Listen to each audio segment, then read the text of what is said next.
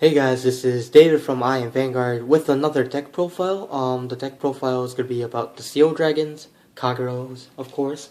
The deck has been a little late updated, even though set 11 was released, not recently, but in October, because I had trouble getting the stuff. And then I had so many other deck profiles ready because the new Kagero sets came out, and then Genesis and all that.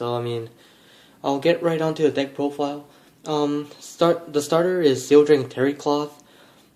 His effect is pretty simple. Counterblast a Seal Dragon card, retire a card in the opponent's field, and they get to top 4. If there's a grade 2, they can call it. This is pretty generic for this deck, I guess. Retiring cards is what Kagero is supposed to do, so that's why I kind of chose this deck to play. Kageros are really nice because of their retire abilities, and they're the original, of course. Grade 3 lineups, I am running 4 Dauntless Drive Dragons. This card, Dauntless Drive, is really interesting because he's another re-standing kind of thing, for Kageros, re-standing again with Overlord the End, to be honest, it didn't work perfectly, but with Inferno, it actually worked pretty well. Because Inferno has an ability where it can get to plus 10k, so he'll be attacking for 31. So any cards that I'm just happy that Inferno is a better support for this card than Overlord the End, of course. I'm not saying Overlord the End is bad with this card, but with all the playtesting and the decks I've seen, the Inferno is a much better support for Dauntless Drive. And Dauntless Drive is a really nice break ride overall because of its restanding ability.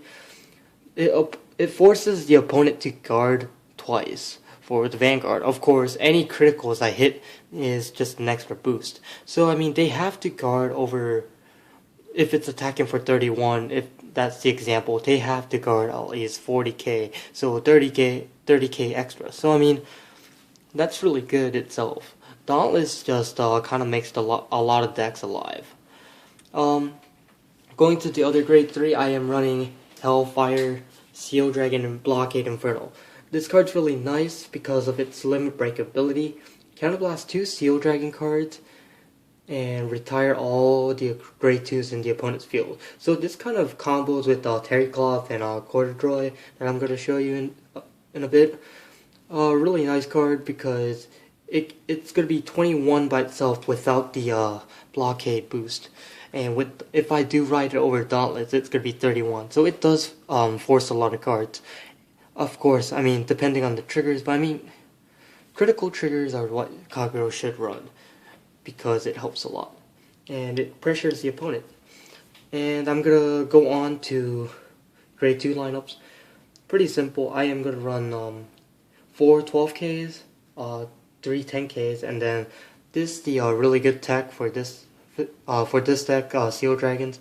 It's gonna be Seal Dragon Corduroy, Counterblast a Seal Dragon card, and it does the same thing as Terry Cloth. So this card is, how should I say, a Seal Dragon Berserk Dragon in a way, because the grade 2s, it's gonna be retired by Blockade Inferno. Even if they intercept, I can just call another one. Or, they're just going to lose cards to guard with later on, or lose attackers. So, Corduroy is a really nice card for this deck. It really combos really well with Blockade Inferno. And, getting rid of boosters with this card is really helpful because getting rid of booster is the best thing I can do in minimizing the attack power for the opponent. Going to the grade 1 lineups, I am running 4 Seal Dragon Run Across. It's the perfect card, so 4 perfect cards are very appropriate for the deck, and it has a Seal Dragon in its name, so there's no reason why not to run it. So and then I have 4 Seal Dragon Curses. Cursey is actually one of my favorite cards now because his ability, if the opponent has a grade 2, I can activate the effect, discard, and draw a card. So it's a Gojo. It's a free Gojo, and I get to keep the boost. So, Cursey is a really nice card. It filters cards, so I can get Dauntless or Seal Dragon Inferno faster, or I can get an extra block. So, extra 10k block. So, Cursey is a really nice card. And then I run 4 Seal Dragon Infernals. he's a K clone, 10k attacker, I guess. So, and it has a Seal Dragon in its name, so, there's no reason why I shouldn't run it. So, just overall, aggressive attacks are really good. And I run, as my last grade 1 lineups, I run 2 Heat Nail Salamanders. Salamanders are really nice because of their abilities of retiring cards. Once again, retiring cards are the best things. It retires opponent's grade 1s. So, I was thinking of Kinara, but, it's whatever. Kinara just didn't work for this deck really well. Some people do prefer Kinaras because of the unused counterblast, but with this deck, it's whatever. It works. Heat Nails are just a little pressure card, I guess, without using counterblast. So I want to conserve counterblast just in case. Even if I hit other cards, there's not much I can hit. It's gonna be 6, 7, 8, 9, 10. 10 cards out of 50 I hit in damage zone. Probably gonna be 3 damage the most. I can probably still use other cards. So Heat Nail is a really nice card. I would still prefer Kinara, but boosting every turn, Kinara just disappears, but this card just gets to pressure the opponent, so it's a really nice card.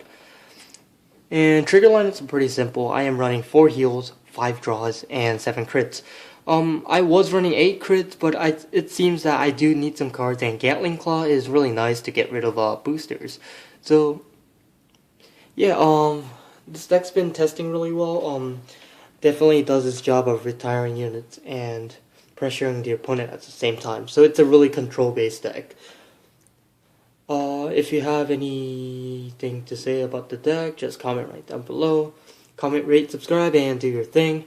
Image to victory, I am Vanguard. And I can't talk today.